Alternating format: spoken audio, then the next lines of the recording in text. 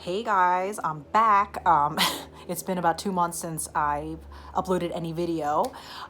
So welcome to my channel. I'm welcoming my own self back because it's been 2 months. And the reason why it's been 2 months, I guess this would be a good segue into the actual topic of this video, is because I just needed less to do. It's been a very weird fall for me. I think, transitioning to a new grade was a lot more stressful than I wanted it to be. But I know we're kind of getting through that first hurdle of the school year. So that's good. But yeah, that was basically it. I needed less to do so I could get my head straight and figure out everything, and all the changes that had come along with the fall.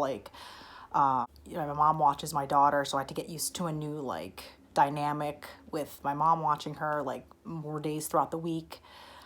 And yeah, so a lot of it played into my stress and, not being able to film on a consistent basis. So hopefully that is over, but you never know. Anyway, these are going to be ways to cope with stressful situations. I really wasn't sure what to call this video, if it was more about stress, overwhelm, mood swings, but I think it all comes back to stress, so we'll just call it how to deal with stress. Or being in a rut, maybe, because I feel like that's kind of how I was feeling over the past 2 months, 2 to 3 months. Here's just some thoughts on how to handle stress, at least my favorite ways to handle stress, or effective ways for me to handle stress. And the thing is, you have to know when you're actually stressed out. I think sometimes I just go along with life and I don't really realize I'm stressed until I start hitting up these mood swings, I start snapping at things I don't normally snap at. I start, just kind of getting a little funky, getting in my head a little bit. So you kind of have to pay attention to these signs that you're actually in that kind of a mood. And you have to kind of realize, take a step back and do some reflection. Realize that it doesn't last forever. There will definitely be stressful moments in life, whether you're in school, have kids, don't have kids, or trying to find someone to be with. It doesn't matter. Whatever stage of life you're in, there's always going to be something stressful going on. So you can't really avoid it completely, but you can realize that these moments do end. So that being said, because I know sometimes when you're in the thick of it, it doesn't feel like it. It just seems like it's going to last forever, or you don't see the end. But I think that's the number one thing. Whatever goes down will eventually go up. I do want to make a note too that, I'm not really talking about depression. I mean, it's part of it. It could be part of it, but I take that term very seriously because I know there's, we get into moods and things like that, but actual depression is very serious. And it's something, if you have true depression, that's something you want to talk to a professional about and see, get that kind of guidance. So this is definitely not a video on how to cure depression because, again, I'm not the authority figure on that, but this is purely just talking about stressful moments. It doesn't last forever, so there's a light at the end of the tunnel. You will eventually get out of it. But in the meantime, before you get out of it, if you're still in it, the number one thing I would say would be to acknowledge when things are stressful and hard. I don't think you should dwell on it too much. Let yourself feel your feelings for sure and acknowledge it. Definitely admit when things are crappy.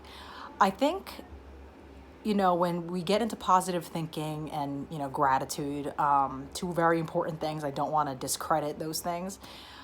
I think sometimes people feel like they can't feel badly about stuff because, it shows you're not grateful or, you're not being positive. And I think that's thrown in our face as a society, especially these days. It's all you hear about is positive thinking and gratitude journals, which are all great things and they definitely have a place.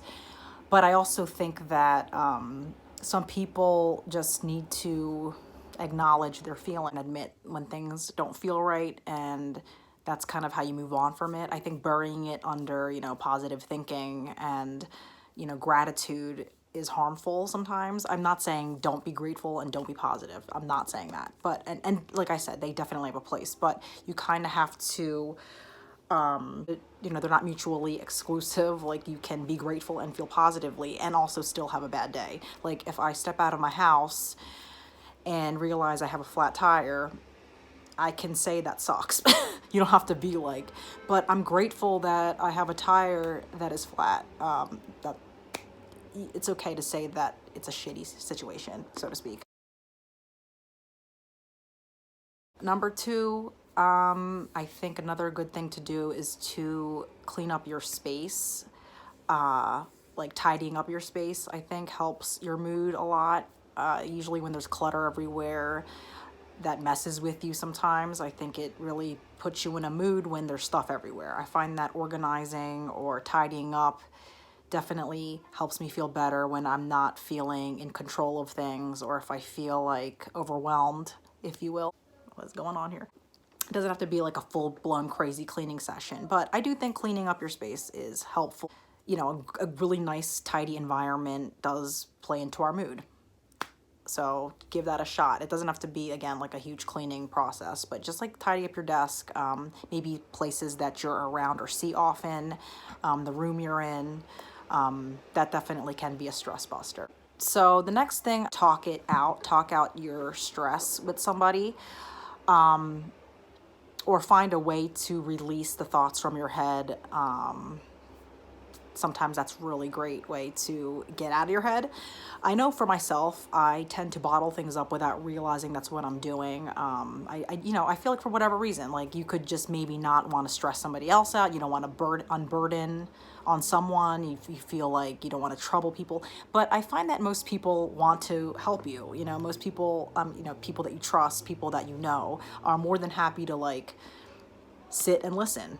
You know what I mean? So venting is really, really good. Find a way that you can vent that is different than your normal way of venting, because for me, like, I tend to talk to myself a lot. I used to have journals and stuff, and that's all great. But I found that talking to an actual person for me, and it doesn't have to be like a big, deep discussion. It can be like, I'm not feeling great right now, like, or this is bothering me. It can be like as serious as you want it to be or not as serious. I don't recommend, making your friends your like 24/7 therapists, or maybe you can, I don't know, your friends better than I do. Like, but, I mean, be mindful about it. But I think for the most part, like, most people are willing to listen and want to help. And getting your thoughts out of your head is like huge when it comes to de-stressing. So, whether it's talking to a person or maybe journaling is, a better way for you. Just find your way of venting that will help you de-stress and get the thoughts out of your mind. Because words are very powerful when they're spoken out loud, and especially, to somebody or written out. So get them out of your head so they're not bouncing around in there and making you more stressed out. So talk to somebody. Another really good strategy for dealing with stress would be to prioritize activities. Sometimes when we get stressed out, it's because we are just doing way too many things, and we're kind of like losing our minds because we don't know what to do first. Like, oh, I got to do this, but then, oh, I got to do that other thing. And then you just end up doing nothing and and then feel worse. So I think you definitely need to pick the one thing that makes the most difference, and or just anything.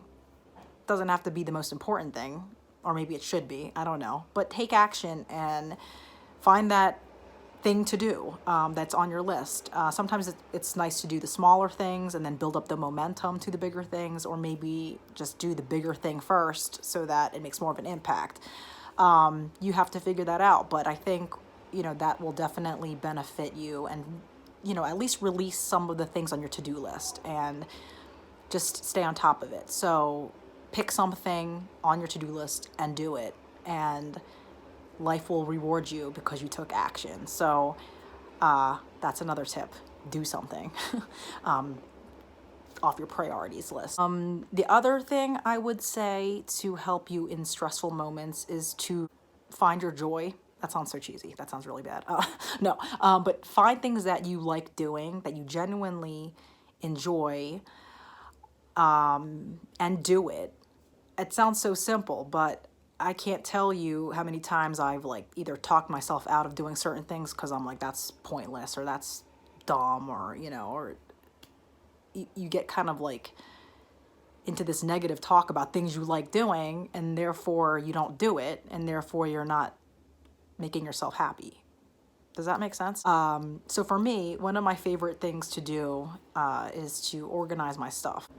I don't know. Part of me was like, you know, I really like organizing my stuff, but that's, you know, it's dumb. I'm not going to do that right now. And I just find some excuse like not to do it. Or, you know, me being someone, you know, wants everything to have this big purpose. You are the purpose. Like, you know what I'm saying? Like, do what makes you happy, no matter what the heck it is, no matter what anybody thinks about it. You are the point. If you really like doing something, do it for you. And I don't mean like eat like 20 bags of donuts, though that could make you happy for a short time. Do something that will benefit you more than harm you for a longer amount of time. So if I'm organizing a desk, that will benefit me and not make me fat. Sorry. But you know what I'm saying? And sometimes they're like not really obvious. Like everyone likes to eat, everyone likes to lay on the couch, but do something that is an activity that you like to do and do more of it. Because I think we get depressed when we get away from the things we love. It could be simple. It doesn't have to be a big deal. So yeah, and plan a treat for yourself at the end of the week, or do something out of routine. I think, you know, we get into these stressful ruts because we're doing the same thing over and over again with no release. And when you plan something for yourself to look forward to, it kind of makes you a little excited. So, and brings that joy back. So definitely consider taking care of you by planning something for you that you don't normally do.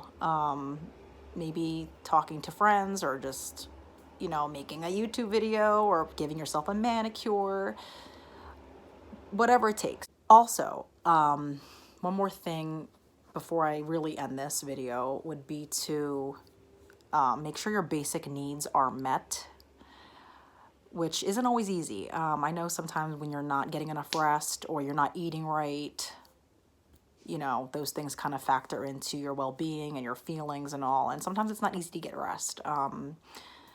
You know, my daughter right now is going through some sort of sleep regression, and, you know, I've had to get up in the middle of the night, which I wasn't doing for a while because she slept through the night pretty well for a while. So that wasn't an issue. And then all of a sudden it was an issue. So the sleep thing for me was a little bit more challenging. But I feel like there's times you can kind of try to sneak rest in, or take it easy and take things off your plate again. So, you know, and if you're not eating right, which again is a whole other, you know, topic for another day, but, you know, try to maybe not tear up, like I said, 20 bags of donuts. Maybe limit the treats a little bit more, throw in a vegetable here and there, you know, like all these little basic things for your basic needs play into your stress. So definitely keep that in mind when you're trying to cut down on the stress. Like, you know, sleep, exercise. Exercise is a hard one for me, trust me. But I think moving, it doesn't have to be, you know, going to the gym and like doing this heavy duty workout. It can be simple as like getting up and doing stuff, you know, like try to get movement in there on some level. Again, doesn't have to be something that is a big production, but, you know, move a little bit more than you normally do somehow, and, you know, that will probably be very beneficial for you. Okay, those are some little things to do to cope with stress, or how to deal, maybe get through it. And again, remember that stressful times don't last forever. They go away, they do come back, but it's kind of how you handle it, right? And how you recognize it and tolerate it, or not tolerate it, but how you tackle it. So good luck, and thanks for tuning in. And hopefully it won't be 2 months till my next video.